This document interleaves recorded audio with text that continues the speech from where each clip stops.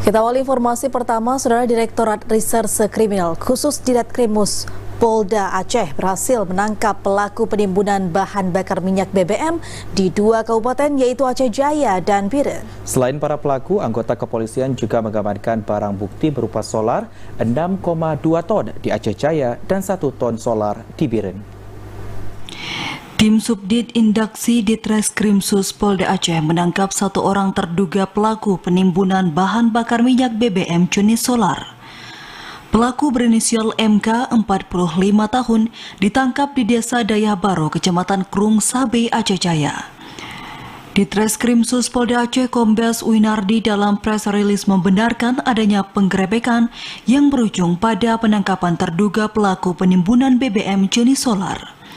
Selain pelaku, pihak kepolisian juga berhasil mengamankan 31 drum berisi BBM jenis solar dengan berat total 6,2 ton.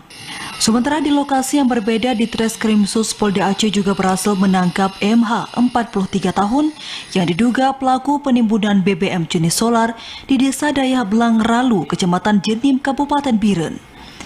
Selain pelaku, tim juga berhasil mengamankan barang bukti berupa 1 unit mobil pickup yang sudah dimodifikasi berikut BBM jenis solar seberat 1 ton lebih.